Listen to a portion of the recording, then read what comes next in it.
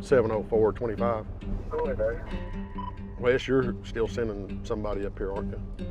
Yeah. If you need anything else, just holler. I'll get you up whatever you need. Well, we're on our way. James Shelton, the one we did the SWAT team raid on, and search warrant on for selling meth. Hands up, come on! Speaking of the generational part, that arresting relatives, we're going now to go make contact with his son, Jerry Shelton, due to the fact that we got complaints about him selling large quantities of methamphetamine. So we're gonna try to let them spend some time in jail together.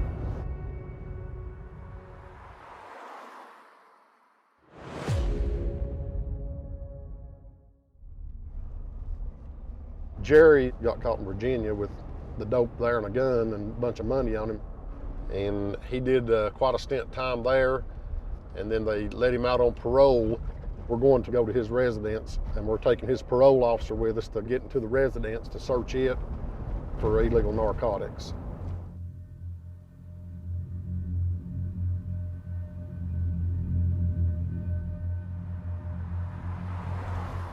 If we find any drugs there, and him being a felon, that he's in violation of his parole, then he should execute the rest of his 4-year sentence or whatever he's on parole for.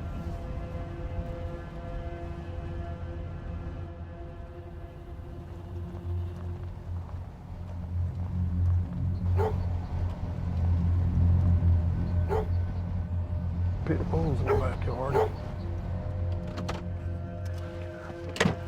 Probation, open the door! Probation! Was the outside? Open the door! Come on out! Don't want to get hit no 7mm.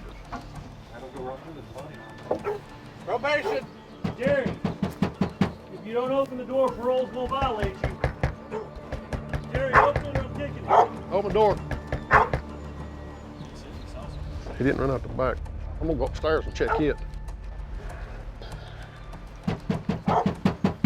Jerry, Open the door!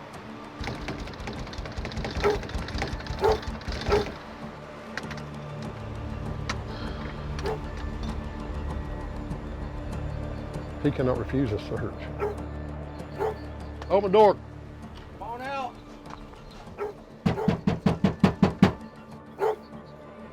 Open the door. Jerry probably in here. All right, let's go. Well, that just don't suck. Seen somebody stand on the porch and they run back in the house. But whoever was in there went there and locked the door.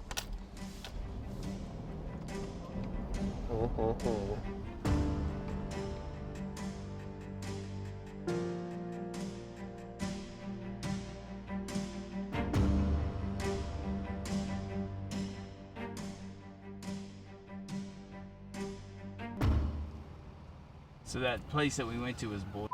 Yeah, and he's using that for his home address for the parole board. because if the parole board shows up there, they can search that place because it's gonna be clean. The place that he's living at is dirty.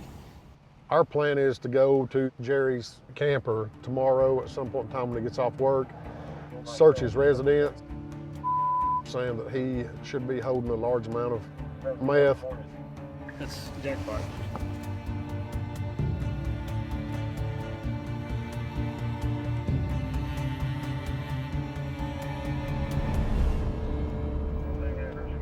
Jerry Shelton's already in violation of his parole because he's lied about where he lives at.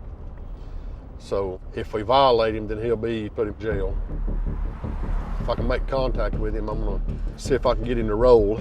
If he does have a large amount of meth on him, he will eventually be charged with it, but I'd prefer not to charge him if he's gonna cooperate. The other guy that's supplying him is who I'd like to get. Our goal is to hit the big hitter. We knew who the guy was, we've been trying to get him. So with Jerry's cooperation, we're hoping to take down a real big guy here in the COCKE County area that's supplying probably 50–70% of the methamphetamine in COCKE County.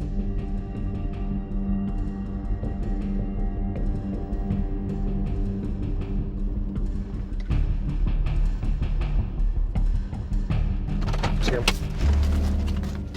Hey, Jerry, the sheriff's department. Jerry, come here, buddy. Who else over at your place? That ain't my place. Jerry, you listen to me. I ain't gonna sit here and play damn games with you. You wanna act stupid? Hey, if you wanna act stupid, I'll play stupid with you and take your on to jail. Who's over here in the camper? Nobody. I don't know Who's over here? Let's walk over here. One phone call away. I'm not sitting here playing games with you now. Who's in here? Friends mine. Who? Open the door. Well, Open the door. Come on out here, sheriff's department. Ma'am, step on out there. All right, Jerry, you ready to have a conversation with me, big guy? All right. I'm gonna shoot you straight, and you shoot me straight. I tell you what, just for officer safety right now, let's not be on the phone, okay? All right, leave it right there. You say you don't live here, but I'm gonna tell you, right here in a minute, I'm about to go and get a tracking device off your car. I can show where you live, and I've got 6 drug buys off you with a confidential informant. You're gonna get violated and go back to jail. I know a lot more than I'm gonna let on like I know, and I'm just gonna see how honest you are with me, because some of the questions I'm gonna ask you, I don't know the damn answer to. First time you lied to me, all deals are off if you're considering to help yourself. If you're not considering to help yourself, so be it. That's just strictly up to you. Is that a guarantee? If I don't charge you with nothing, how are you gonna go to prison? How are you gonna get violated if I don't charge you with nothing? See what I'm saying? So if there's any dope here, you need to give it up now. So where's the dope at? We're getting honest, let's start it off right. It's in the trailer. It's in the empty camper out there. Outside? Where's it down in the camper? There's the big gas tanks. All right. Let me squeeze by you there, honey.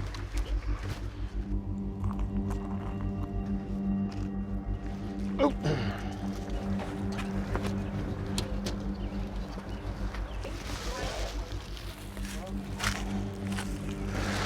Sit over down here. Oh, got over half a pound here, man. That's quite a bit, yeah. A big chunk right there, man. I believe it's more than 10 ounces. I ain't never got this much dope off somebody, not put them in jail. That's a lot. It's gonna be tough to deal with, but whoever he's getting it from probably got 4 or 5 pounds. So.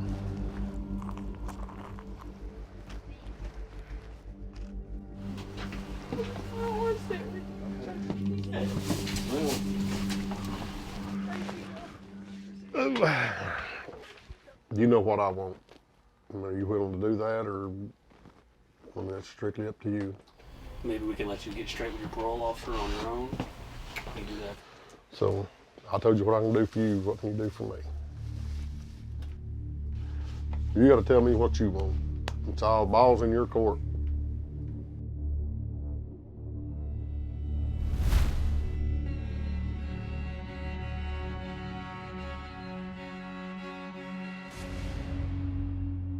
You got a bunch of dope. Anybody else, I'd put them in jail.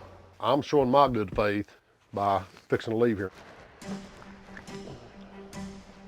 I told him that we was gonna leave his residence, nobody to see us there.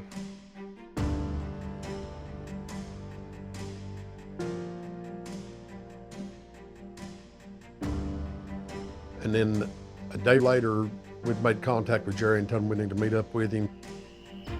Whoa, here comes the car. And he's backing our way up here. He's getting a runaway, ain't he? We met him on a family piece of property, which is probably 15, 20 miles out of town. Man, it's deep up here. I'm gonna talk to him right here on the hood of my car. I'm gonna write stuff down today. I'm gonna get some information from you on who we talked about the other day, okay? So, I mean, are you willing to talk to me about that? Yeah, I mean, I'm gonna have to read your rights before I question you about it though, okay? So what I'm saying? I'm under arrest. No, you're not under arrest. If I was gonna put you in jail, believe me, I put you in jail the other night. We just gotta read you these before we question you about anything, okay? All right. Before we ask you any questions, you must understand your rights. You have the right to remain silent. Anything you say can and will be used against you in court. You have the right to talk to a lawyer for advice before we ask you. I'll sign it right there that this is, you ain't lied to me, that you're telling everything best of your knowledge. Now that we've got Jerry cooperating with us, we're hoping to get a big lick and maybe clean the place up for a little while. Was your dad coming getting dope from you too and selling it or what? He'd get a little from me every once in a while. I've got buys off your dad. I've got buys off your sister, and I've got buys off you. I've got buys off the whole family. Generational criminality in Cock County. That pretty much explains your family. Yeah. It's a small town. Everybody is kin or something somehow. When there ain't much work or nothing around, I mean, turn somewhere.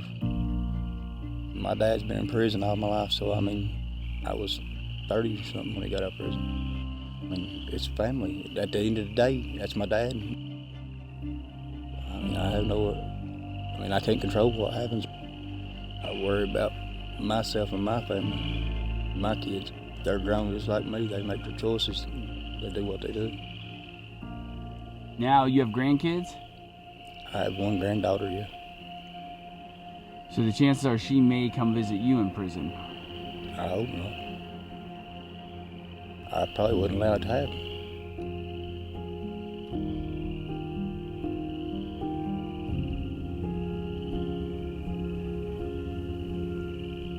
Why? Wouldn't want her to see me. What's going through your mind?